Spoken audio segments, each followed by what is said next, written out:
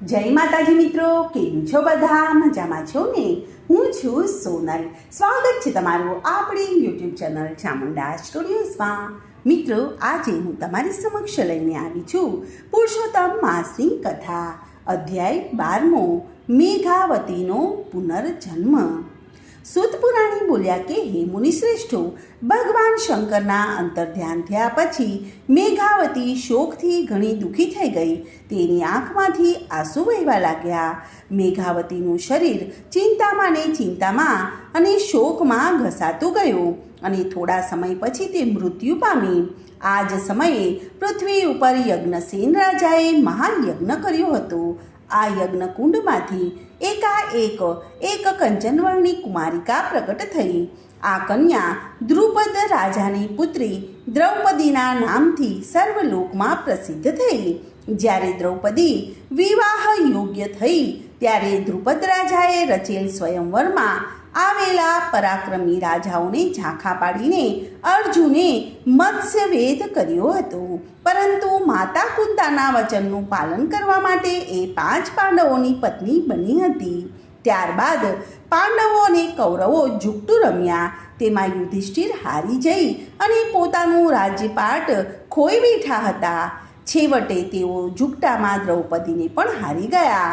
Dushasan દ્રૌપદીને cache પકડીને ભરી સભામાં ઢસડી લાવ્યો અને તેના વસ્ત્ર ઉતારવાનો પ્રયત્ન કર્યો. આ બધા દુઃખનું કારણ તેણે પૂર્વજન્મમાં પુરુષોત્તમ માસનો અનાદર કર્યો હતો તે હતું. હવે આવા ફળદાયી અને પવિત્ર પુરુષોત્તમ માસનું સેવન ઋષિ મુનિઓ અને દેવો પણ કરે છે. કામક્ય વનમાં રહેલ પાંડવોને ભગવાન શ્રી કૃષ્ણએ કહ્યું કે પાંડવો, તમે આ પુરુષોત્તમ માસનું વ્રત કરો. તેનાથી તમારા સર્વે દુઃખોનો નાશ થશે. તમારું ચાલી ગયેલું રાજપાટ અને સુખ અને સંપત્તિ પાછા મળશે. બધાને ધીરજ આપી અને ભગવાન શ્રી કૃષ્ણએ દ્વારિકા જવા માટે તત્પરતા બતાવી. આ પ્રસંગે પાંડવોએ ભગવાન શ્રી કૃષ્ણને પ્રાર્થના કરી કે આપ જગતના તારણહાર અને આધાર છો. આપ અમારા રક્ષક છો અને અમે આપને શરણે આવેલા છીએ, તો આપ અમને માર્ગદર્શન આપો. ત્યારે શ્રી કૃષ્ણ ભગવાને પાંડવોને માર્ગદર્શન અને આશ્વાસન આપ્યું અને પછી પોતે દ્વારિકા જવા માટે રવાના થયા. ભગવાન શ્રી કૃષ્ણના આદેશનું પાલન કરવા યુધિષ્ઠિરે પોતાના ભાઈઓને કહ્યું કે થોડા જ સમય પછી પુરુષોત્તમ માસ આવતા બધા ભાઈઓ દ્રૌપદી સહિત તીર્થયાત્રાએ નીકળી પડ્યા. તેઓએ સર્વે આ માસમાં સ્નાન, ધ્યાન, દાન, વ્રત અને પ્રભુ સ્મરણમાં ગાળવા લાગ્યા. આથી પુરુષોત્તમ ભગવાન તેમના ઉપર પ્રસન્ન થયા. તેમના વનવાસના 14 વર્ષ પૂરા થતાં તેઓને ગયેલું સુખ પાછું સાંપડ્યું. પુરુષોત્તમ માસના વ્રતના પ્રતાપે તેમને હસ્તિનાપુરનું રાજ્ય પાછું મળ્યું. શ્રી બૃહનારદીય પુરાણનો પુરુષોત્તમ મહાત્મ્યનો મેઘાવતીનો પુનર્જન્મ નામનો 12મો અધ્યાય સંપૂર્ણમ. હવે આપણે સાંભળીશું પુરુષોત્તમ માસની પાવન કથા, જેનું નામ છે ઘઉં અને કાકરાની કથા. એક ગામ હતું. તેમાં એક મોચણ અને એક સુનારણ રહેતી હતી. નજીકમાં બંનેઓ રહેતા હતા. મોચી અને મોચણ આખો દિવસ મજૂરી કરે ત્યારે માંડ ખાવા ભેગા થાય. જ્યારે સુનારણ ખાધે પીધે સુખી હતી. 2 પૈસાની સંપત્તિ ગાંઠે હતી, પણ તેનો જીવ ટૂંકો હતો. તે દેખાવ કરવામાં ખૂબ જ માનતી હતી. મોચણ ગરીબ હતી, પરંતુ દિલની ઉદાર હતી. પોતે ભૂખી રહે પણ તેને આંગણેથી કોઈ પણ અભાગત પાછો ન જતો હતો. એવામાં પુરુષોત્તમ માસ આવ્યો. મોચણે પુરુષોત્તમ માસ કરવાનું નક્કી કર્યું. તે તો વહેલી સવારે નદીએ જઈને સ્નાન કરે, કાંઠા ગોરમાનું પૂજન કરે, કથા વાર્તા સાંભળે અને બ્રાહ્મણોને યથાશક્તિ દાન આપે. સમય મળે ત્યારે દેવ દર્શને જાય. સોનારણે પણ આ વ્રત લીધું હતું. તે પણ સવારે વહેલી ઉઠી બની ઠનીને નદીએ નાહવા જાય. તેથી નદીએ તે માંડ અને મોડી પડતી જ્યાં ત્યાં નાઈ અને સીધી કથા વાર્તા સાંભળવા બેસી જાય. ત્યાં બાજુમાં બેસેલ બહેનો સાથે તે વાતોના તડાકા મારે. કથા વાર્તામાં તો તેનું ધ્યાન જ રહેતું ન હતું અને પછી તે ઘેર આવીને કામકાજમાં લાગી જતી. પુરુષોત્તમ માસ હોવાથી મહોલ્લામાં કથાઓ થતી હતી. મહોલ્લાની બધી સ્ત્રીઓ કથામાં બ્રાહ્મણને દક્ષિણા આપવા માટે કંઈનું કંઈ લઈને જતી હતી.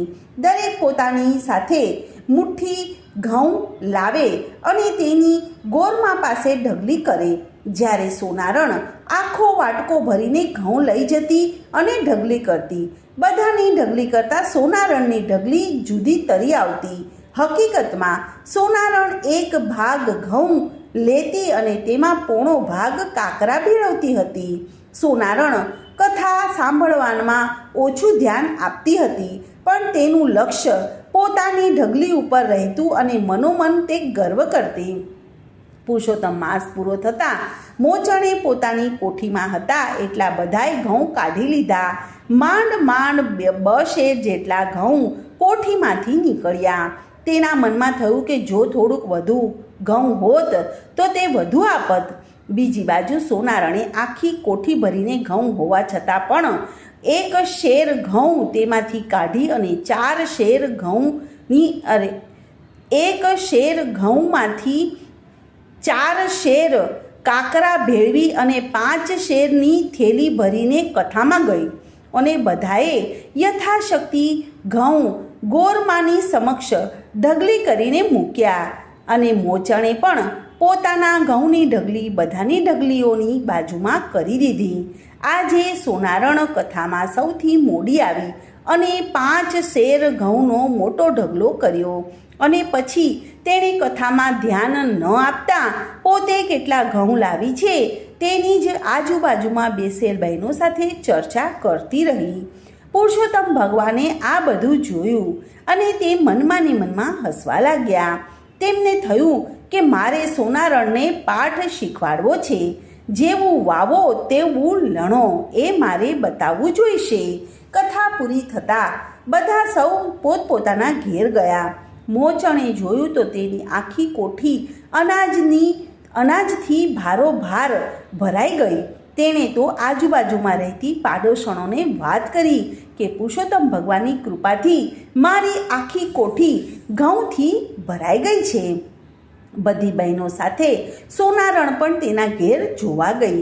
બધા પુરુષોત્તમ ભગવાનના ગુણગાન ગાતા વિખરાયા અને સોનારણને પણ થયું કે લાવને હું પણ મારી કોઠી જોઈ લઉં. તેણે કોઠીમાં જોયું તો ઘઉં ભરેલા કોઠીમાં બધા જ કાકરા થઈ ગયા. તેને થયું કે આ કોઠીમાં તો ઘઉં ભર્યા હતા, તેને બદલે કાકરા કેમ થઈ ગયા?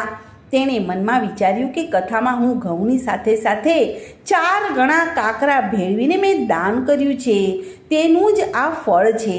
તે મનોમન રોવા લાગી. જેવી ભાવના સાથે તમે દાન આપો છો ને તેનું ફળ તેના જેવું જ તમને મળે છે. તો મિત્રો, આ હતી આજની કથા. બોલો પુરુષોત્તમ ભગવાનની જય. કૃષ્ણ કનૈયા લાલ કી જય.